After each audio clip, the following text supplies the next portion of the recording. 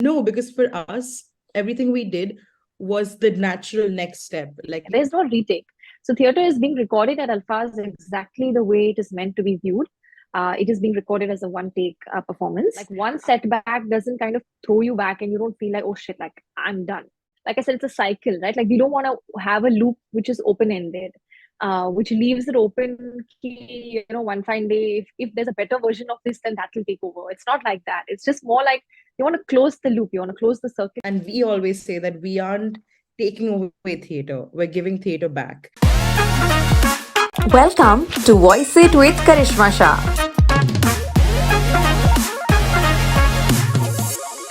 Hello and welcome back to another episode of Voice It with Karishma. We're here today to talk about a very innovative concept, something that really intrigued me. And, we've invited the young founders behind this, incredible theater digital, platform that they've created. I'm really happy, Evita and Yamini, to have you guys here today. I want you guys to first of all introduce Alfaaz, which is your baby. It's your, very unique drama company, which now you've taken, on the digital platform, you've kind of like taken this whole thing and, done a new concept to it. So explain the concept and please tell us a little bit about your company, Alfaaz. Sure. Thank you so much, Karishma, for having us. Always a pleasure speaking to people about Alfaaz.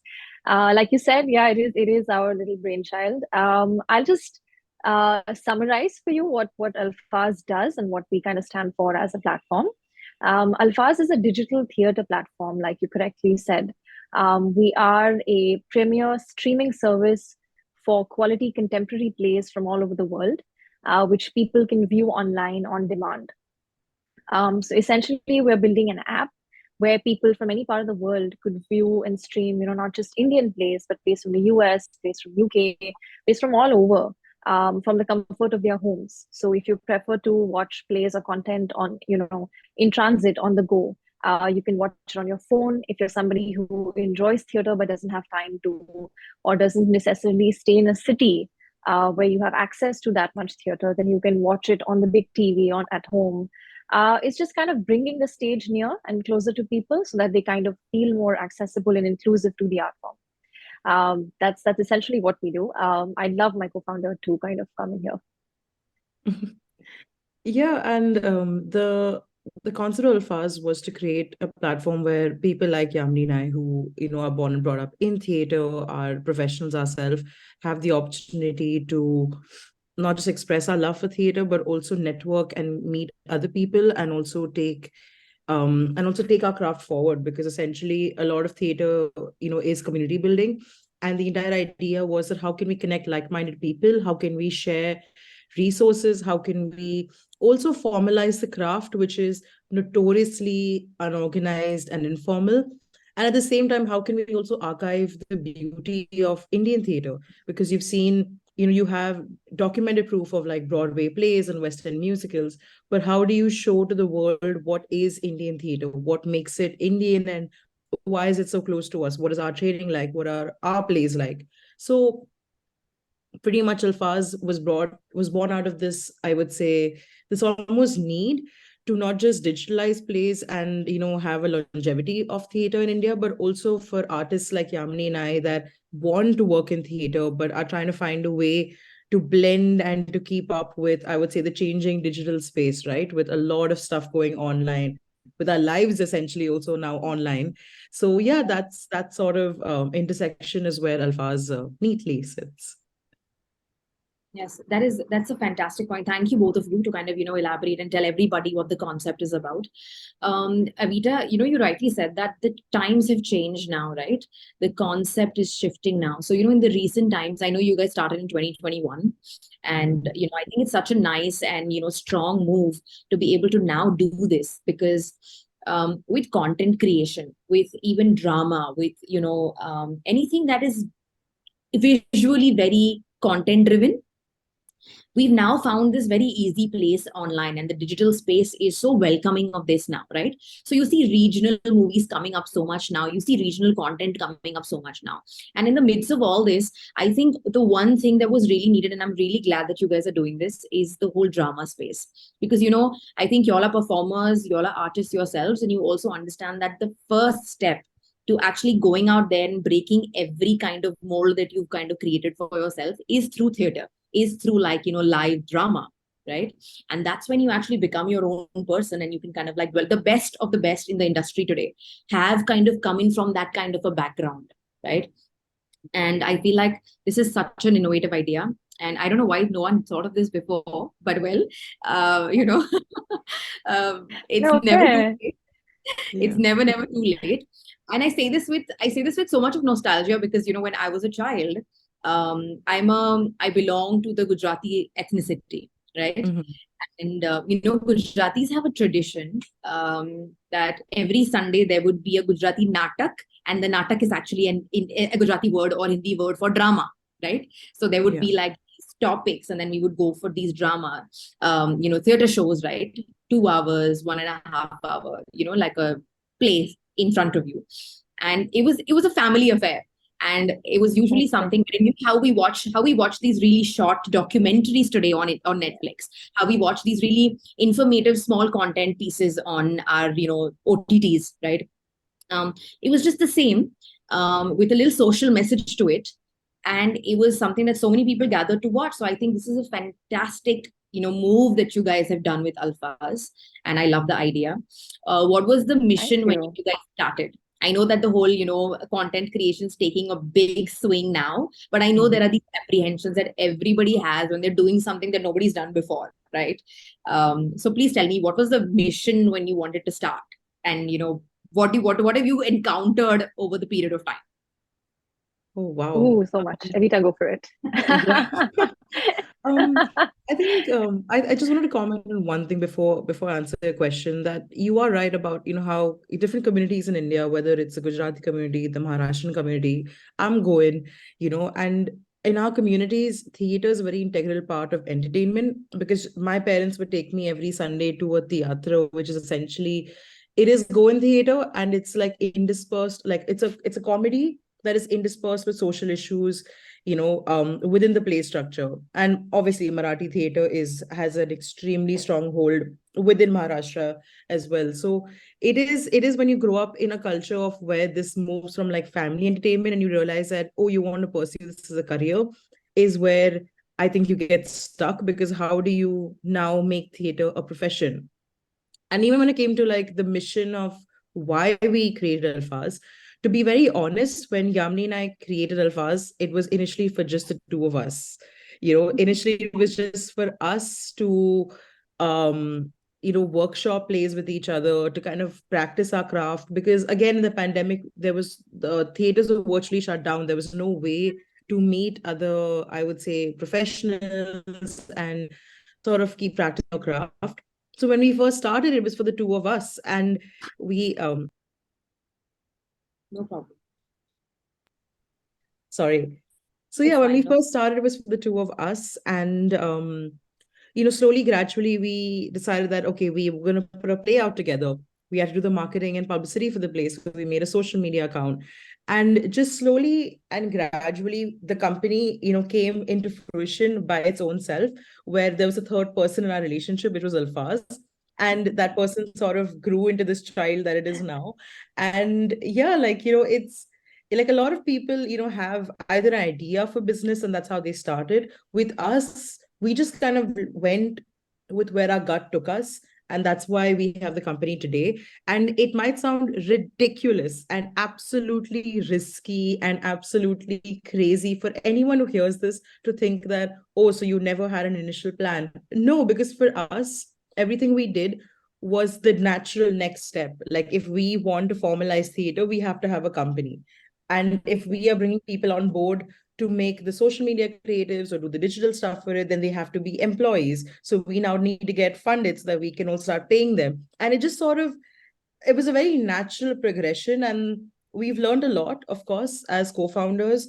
But most importantly, we've grown a lot as people. I think the Yamini and Evita that started Alfaaz in 2021 are very, very different from the Yeah. Yamini and Evita today that look at Excel sheets and look at P&Ls and are speaking to investors. And it's a completely different environment. But yeah, the mission has always been to make theater accessible, whether it was between the two of us or for whoever who joined Alfaaz. So I would say, yeah, in a nutshell, that is what we strove out to do. Fantastic. Yeah, I'm gonna add just I think she beautifully put it. But I mean, essentially, like she said, like in making it accessible, but at the same time also in like scaling as an industry, right? Because you can look at, I mean, you can look at products, you could look at any other career trajectories, you can look at nearly any other field. There is a certain scope of growth which you have, right? Like whether even if it's like as an actor, if you ask me, I went from doing a first ad to doing a film to doing a web series to doing like, you'll say, and there's a trajectory because you grow, there's a natural progression. But when it comes to theater, just think about it. Like, where else from the stage, where else do you go?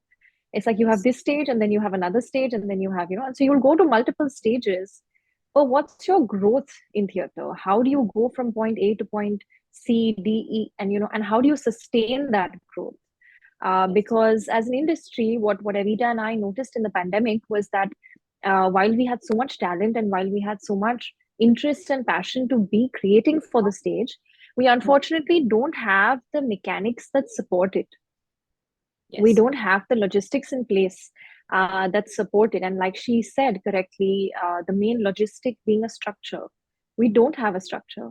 So by virtue of that, what happens is that every tier of the industry suffers. Whether starting from artists, going to people who view it, it's and everything in between. Everybody suffers because then you're also questioning what next, what more. And I think what digital does to an industry like this is it basically throws open the floodgates, and it says nothing is impossible because now you could nearly take any story, any possible. It could be even a solo act, like one actor standing on stage and reading 6 lines, Yes. and that could be made to reach a village in Africa, a student sitting in like South Korea, I mean, any part of the world, and Yes. just not having restrictions, and not having to additionally pay to reach people and market your work, but to be able to do it through a platform like this. It just opens up, it technically disrupts markets the way platforms disrupted the markets for feature films in India, right? Or globally rather. It just opens more opportunity, and then if you see now what happens is it's the most natural progression, right? Like, so once you're exposed to good quality content, you automatically start recognizing potential ki अच्छे stories हो सकते हैं, because when when OTT platforms came, that's when people realized in the pandemic, oh God, like all these stories were here the whole time and we never saw them. We were so fixated on, films, and they are beautiful. Some of them are wonderful, but there is so much more happening which people took notice of now. So it forces you to create better. Automatically, people are forced to create better quality work. Like you will start writing better quality scripts. You will start hiring better quality of like artisans. Like, whether it's your light, sound, technology, designing, little things start becoming better because now you open more opportunity. It's a cycle, and we felt like we wanted to kind of initiate it because, of course, it's a very, very big mission. Like you said, it's a mammoth task, but somebody has to begin, and we felt like, why not? Like if we have the opportunity to help be a part of something like this, where we were up for it. Yes, I absolutely agree with both of you. I mean, every single thing that you guys said, I feel like, and it's not ridiculous actually, Evita. Some of the best work actually happens when you're not kind of looking at it as work. It's also this one thing that I've kind of like realized, that the people who really enjoy their work, they don't treat it like work, or it doesn't feel like work to them, and that's why they actually enjoy it, or they're very passionate about what they do, right? So it absolutely resonates with me, the kind of things that you guys just said. 2 questions that I want to ask you guys about Alfaaz, right? The first one is, can you explain what the process is, right? So like for example, how do you capture the process of, a drama? How does it reach people? And also, where can people view these drama scenes or these, different kinds of projects that you're putting up with Alfaaz? Can you guide us with these two details, please? Sure. Yeah. So essentially the method or technique of filming, in the sense, and we use the word filming, it's only as for people to understand, we mean cameras, right? Yes. But even the technique of recording our plays is not similar to what happens for a movie or a documentary or a web series or an ad. Equipment itself is very different. The cameras you use for film are different from the cameras you use for stage, because you're in a closed auditorium. You're on stage in a theater. You are recording a play as a one act, right? It's a one take performance. So there's no actor who's going to stop and give a retake. "Acha, ye nahi hua, hum wapas dekenge." There's no retake. So theater is being recorded at Alfaaz exactly the way it is meant to be viewed. It is being recorded as a one take performance. What happens is, of course, we have lots of technology, right? So you use your light, you use your sound, you use multiple cameras to kind of bring out the best dramatic essence of what the story is.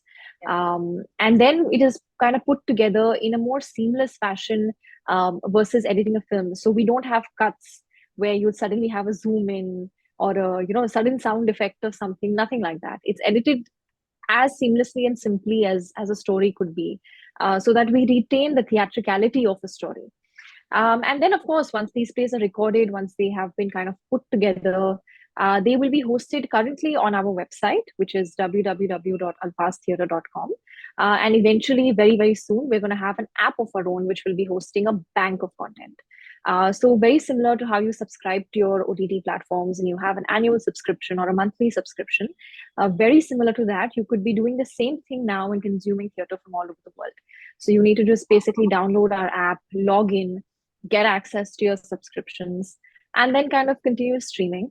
And we've tried to keep it as simple as possible, because we do a lot of conversations at Evita and I. We realize that it will take some time for people to acknowledge and kind of embrace the fact that, okay, we are going digital, which is a little unnatural for theater.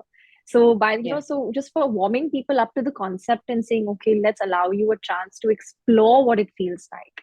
And so we said, let's gradually do this. So in fact, just last month we launched our pilot, which was called The Age of Prison, which is currently also streaming on our website. It's absolutely like a mind-numbing 30-minute immersive play about the breach of freedom of expression. And this play was also, if you watch it, you'll notice it's recorded in a more dramatic sense. There are no, you won't feel like you watched a short film or a movie or an episode. You'll still feel like it's staged, because the elements of storytelling are so raw in that. And we hope to then, now after this pilot, of course, as in keep releasing a few more every month on our website until we are completely good to launch our app and then kind of distribute globally to the world. Yes. Wow. That's amazing, Yamini. I love the way that, you kind of like explained it also, and the trajectory with which you guys are kind of like taking this on, right?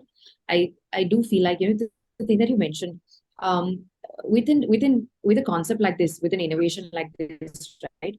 There are so many actors, performers, artists, right, who really do have a massive amount of stage fright, or they have so much of confusion about, you rightly said, what next? What am I going to do? Yes, I'll perform in some theater for maybe 5 plays, 10 plays, 15, 20, but then what about my reach, right?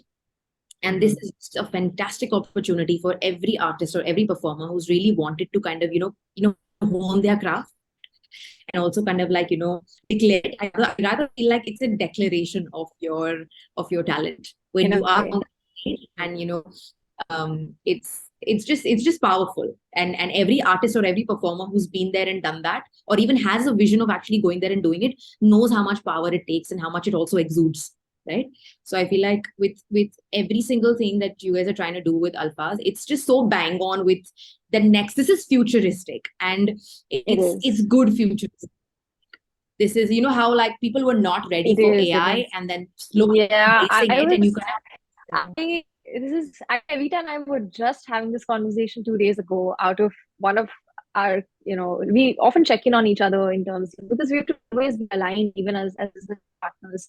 And I remember telling Evita, I was like, Evie, I know like this is something, it's not unheard of course, because we're moving digital. So people have an inkling at one fine day, everything's going to get on your screens. But just the fact that, like you correctly said, right? Like there have been some stories or some books which are too early for their time. And 10 years later, Yeah. suddenly it goes viral because people realize, are it was at that time people weren't ready to fully absorb what it meant or what it stands for. Yeah. But like your futuristic is the right word. It is a futuristic concept also, simply because it's not like we're getting bigger as a globe. We are closing in. We're not going outwards. We're going inwards. Whether it's infrastructure, whether it's connectivity, we're getting closer and closer and closer and closer.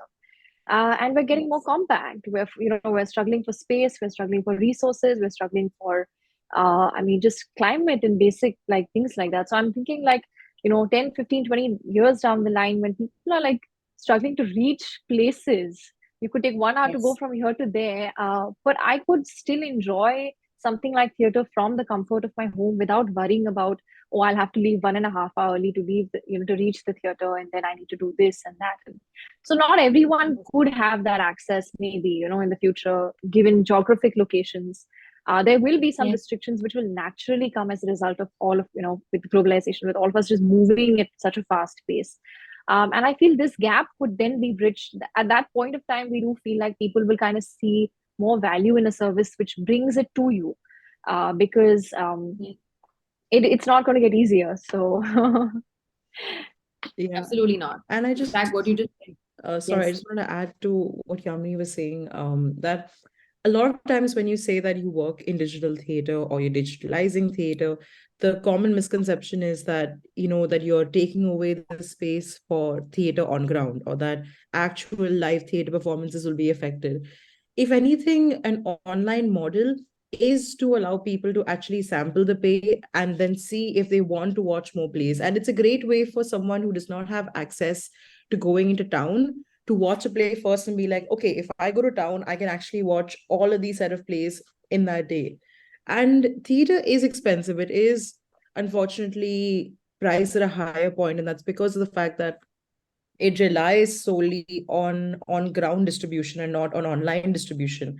And when you Yes. have more modes of distribution, it does, then you remove the burden of the cost from the customer, to then the company takes it. So yeah, it is changing in a sense that there will always be Puritans who want to protect the sanctity of theater, and we always say that we aren't taking away theater, we're giving theater back, and we're creating Yes. more access points and making it more accessible, so that people from anywhere have like the opportunity to watch a play essentially. Yes. No, Avita, actually, what you just said is just very crystal clear because, how we spoke about, in my earlier podcast also, we've spoken to some people who have, who are reviving the whole art of kind of traditional heirlooms, right? It could be in the form of textile, it could be in the form of any kind of service that they're doing, right? The same concept applied over here.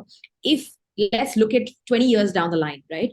20 years down the line, if technology has completely taken over, AI has completely taken over, or, there's so much more that is just available online and digitally. The theater art, if not done in the way that you guys are kind of envisioning it, it will die.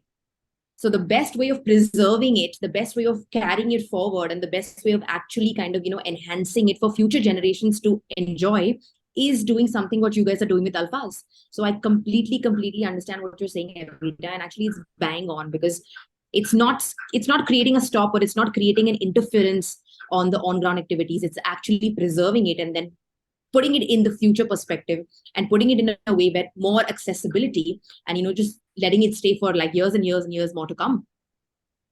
yeah, correct. Actually, more like I would use the word ecosystem, because it's like I said, it's a cycle, right? Like we don't want to have a loop which is open ended, which leaves it open. One fine day, if there's a better version of this, then that will take over. It's not like that. It's just more like you want to close the loop, you want to close the circle, and be like, like she said, we create.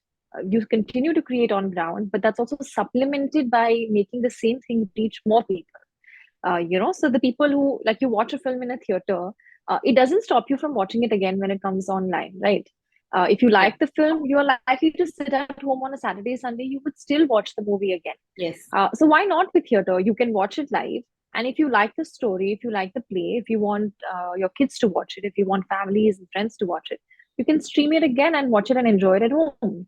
It's just a cycle. It's like, you like something, you'd support it on ground. If you liked it on ground, you're likely to watch it again online. It's an ecosystem which can healthily sustain itself given the correct kind of impetus and space Yes. to bloom. Yes. Lovely. Thank you. Thank you so much for, both of these really, really interesting insights, right? Before I leave you guys, I want to ask you both individually, right? What's one thing that you guys have learned? I know that, you guys started and it's been a while now with the whole incorporation, and also it's an ongoing journey where you're still learning, right? But if there's one lesson that you kind of like learned with this whole new entrepreneurial journey with Alfaaz, can you both share that with everyone? Oh, you want me to go first? Evita. Yes. Wow, there's so many little lessons Yeah. lessons that I've learned, but I think trust, and trust not in a way that, oh, you just have to have trust, but sometimes you really have to have trust, not just with yourself, with the person you're working with, but sometimes you have to trust that if things are not going the way you planned, there's that you will find a way to fix it and find, other ways of fixing your own problems, or find other methods, or just trust the process. Like I've always found that phrase very corny, but truly, when you run a company, sometimes you just have to trust the process. You just have to kind of surrender yourself to the universe a little bit. And sometimes you just have to stay calm, trust the process. Because I think that's one thing that Alfaz has taught me so much, that, there's always going to be someone or something that's going to be a bigger problem. But it's only a problem if you make it out to be. And genuinely, when you trust the process, you remove this pressure of performing and perfecting. It's all about creating solutions, moving to the next problem, creating solutions, and you move on. So I think just that sort of trusting the process is something that I've learned from Alfaz, and I aim to bring it into my own chaotic life. But mostly, from the company perspective, yeah, just genuinely learning how to trust myself and just systems around me, that if we have set it up and if people are working with us well, then there are reasons for it. And you just trust it. Don't overcomplicate it at all. Yes, that was brilliant, Evita. I think that's something that I need to hear today, right? And a lot of people will kind of resonate with that. Thank you so much for that, Evita. And yes, tell us, Yamini, your version of it. I mean, like she said, correctly said, it's like parenting, right? It's like you have this child and nobody teaches you parenting. There's no school you go to when you learn how to parent a child. You learn on the go. So I would entrepreneurship to us is it feels much like that, because we're just learning on the go, how to do this. But I would agree with what she said towards the end about the solution thing, right? I genuinely feel like over the past 2 years, I have become a solution oriented person in general. Like instead of I like this is what happens now when like a crisis happens. You just learn on the go. It's like an entrepreneur. It's like every day you're going to have a new problem, a new challenge to solve. No two problems are ever going to be the same. You're never going to have like also this misconception that you'll always be ready. I feel like this ready word is getting a little this as because I just feel like you're never going to be fully ready or prepared. You will always have to upskill yourself as situations Yes. turn out. But I would say what Anita was saying towards the end is I have definitely over the past 2 years become a lot more solution oriented as a person, right? Like, so when something goes wrong today, whether it's personally, professionally, any small thing, like even if water spills or something happens, my first response is not to attend to the fact that the water has fallen. My mind has reached three possible solutions. Okay, what am I going to do about it? And I feel like that goes a long way in general.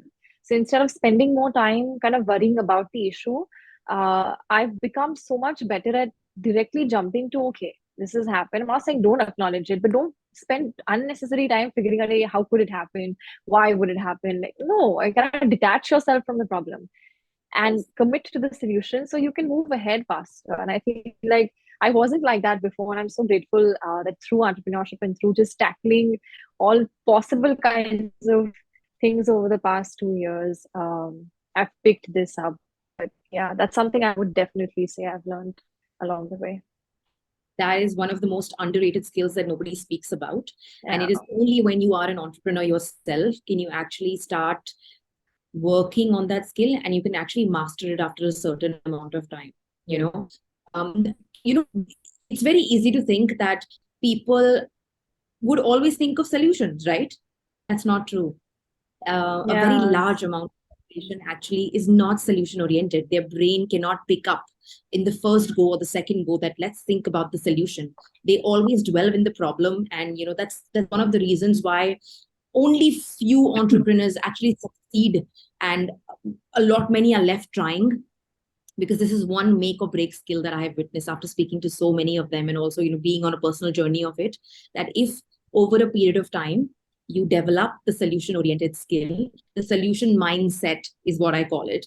It could be implying it to your health wellness, it could be implying it to your business, it could be implying it to your new project that you've just started, it could be a job that you are doing, it could be anything. But if you applied solution based mindset to whatever it is that you are doing or working on, um, the results are so much more fulfilling and satisfying and sustainable as compared to something that you would just kind of think about 15-20 times, and then finally reach something with a lot of introspection, to rather than just fixating on something, finding a solution, and then going ahead and doing it. Yeah.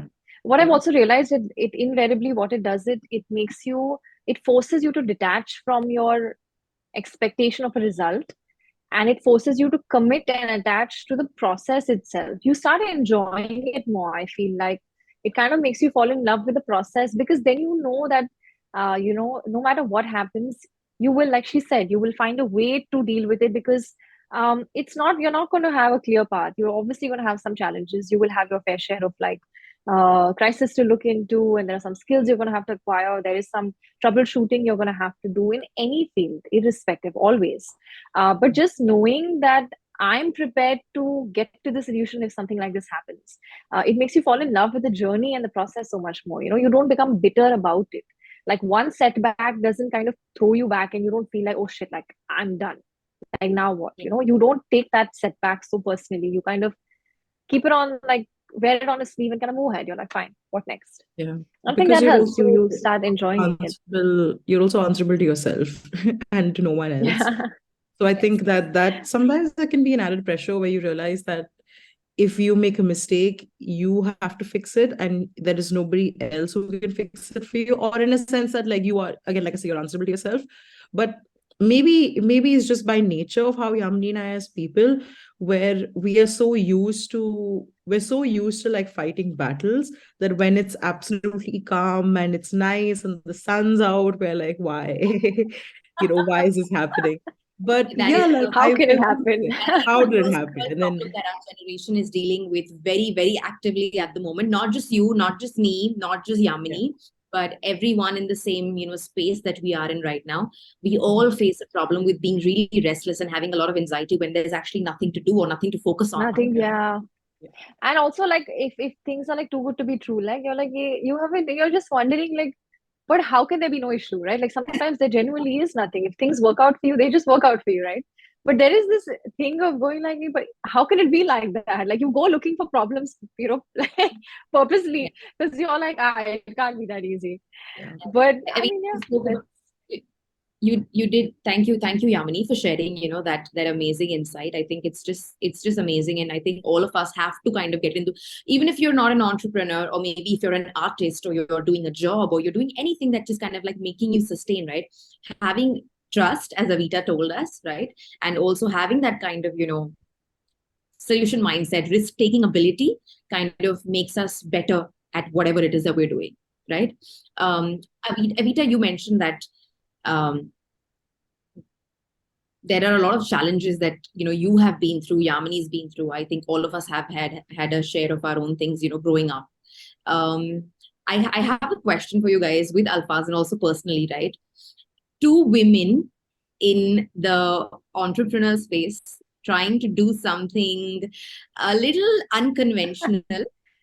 uh, I like how three of us are smiling really hard right now. And only we know what's behind all those smiles. Go ahead. Yeah, go ahead. Yes, so I think you've understood the plot. Very quickly come to the climax. Okay. tell me some challenges that you guys personally faced. It could be in a personal domain, or it could be in the domain of working towards Alfaaz, of actually getting to the space. Because as women, we're underestimated so much. you know there is a constant underestimation of, oh, how much can you do, or what will you be able to do, right? It could be in the innovation space, it could be in the presentation space, performer space, it could be in so many of these things that we talk about today, right? Both of you, please tell me your personal journeys, and one challenge that has really kind of defined the entire journey for you. Okay, I think I'll go first, and then Yamini can share her experiences. I think specifically with Alfaaz, given that both our backgrounds are in the arts, initially there was like hesitancy as to, you have a very colorful background in the arts, and you guys have done theater before, and why are you moving into a tech space, point blank? And there obviously is, I won't say there is a very strong bias because we're women, but there is always a little bit of a, oh, okay, interesting, you guys are young, you guys are not in tech backgrounds, but you're making a tech company and things like that. I don't know if it's just testament to our natures, where we've just learned to really not care about it anymore. Initially, we were very sensitive about, we were very aware that we're women co-founders and we're women this and women that. But I would say that, like, it's somewhere by virtue of being women, it has made us better founders, because in a sense that, like, Yamini and I are very communicative as people, and we communicate everything. Like every little hurdle is communicated upon, and we separate and have these boundaries between our personal life and our work life. Like we have a separate WhatsApp group for work, because we don't want to bring that into our personal conversations where I talk to her about how much I miss dal from India. Like, it's like these are very healthy boundaries that we have to set, which Yes. is really important. But I also feel like it comes with by virtue of us being women, where we are very empathetic to not just each other, but also we bring that empathy in our work. So yes, of course, then when you go out for like investor meetings and you meet other people, and especially in a very male dominated industry, that sort of empathy is often viewed as weakness and as not having the strength to say no, or not having the strength to command. But the thing is that when a commanding presence is not necessary that it's going to have longevity, and it's that it's going to take your company forward. What actually makes people work for you is the fact that they want to empathize with you and the company. They want to work with you not because they just like you, or because they are getting paid by you, but because it's a company culture that supports them. It's a place where they are learning and growing. And I think that is something that seems so unconventional to people in a tech space, because it's so numbers and stats and output driven, that sometimes people forget the people behind, who are driving these output deals, who are driving the product itself. So I think, yeah, we have had our fair share of, I would say, questions about our backgrounds.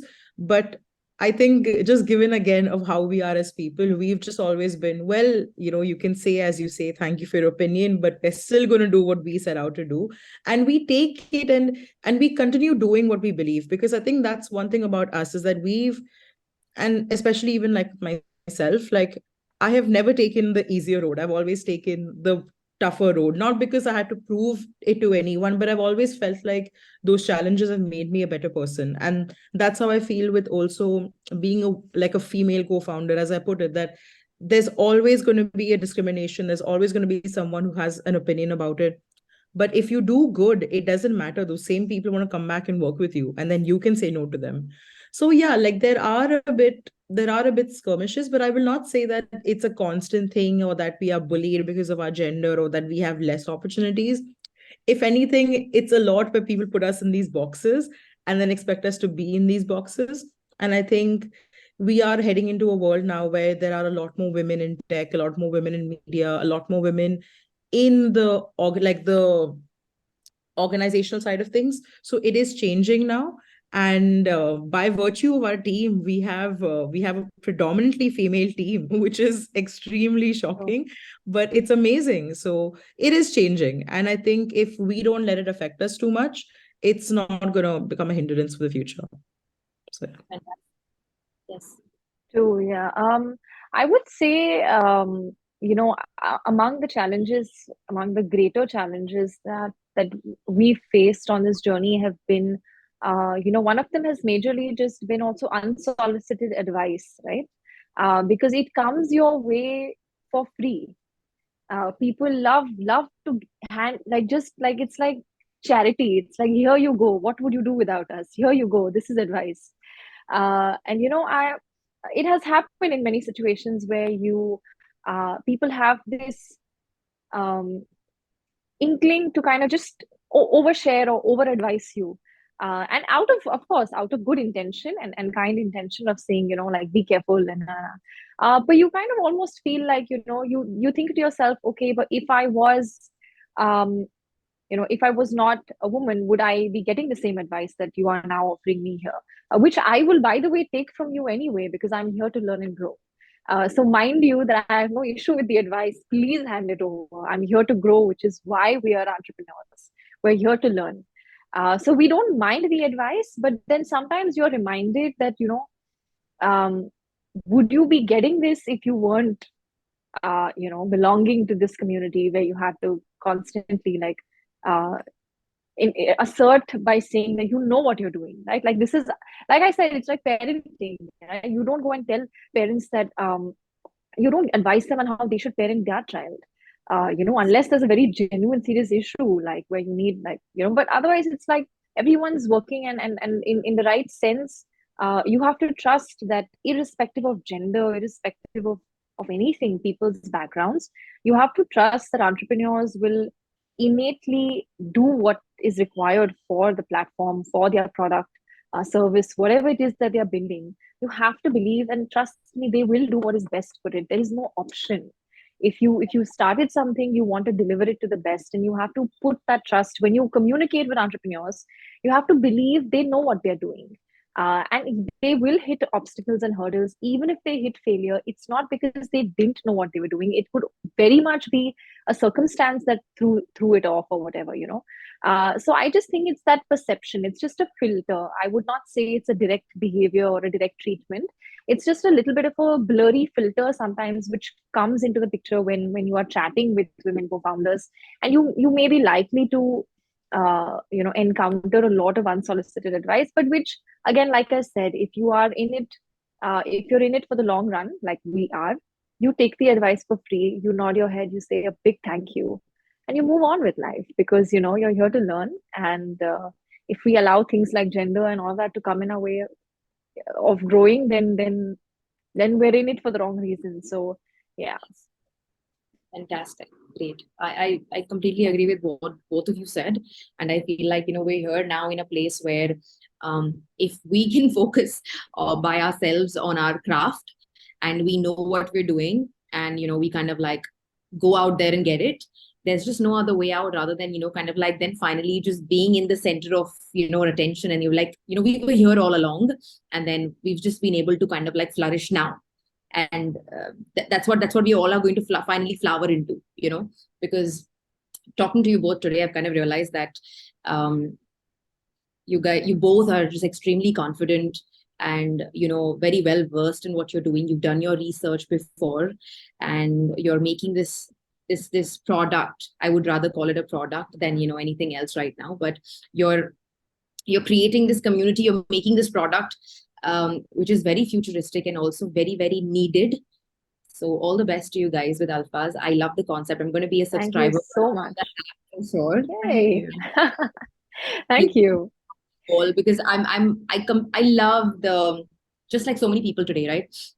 I love creativity. I love the nuances of a creative process, and what better way to kind of appreciate art, talent, performance, even artists than the stage and then the theater, right? So I'm going to be the biggest supporter, and all the best with Alfaaz, and all the best with both your journeys as well. It's been lovely speaking to you guys today. Thank you so much. Thank you so much for having us.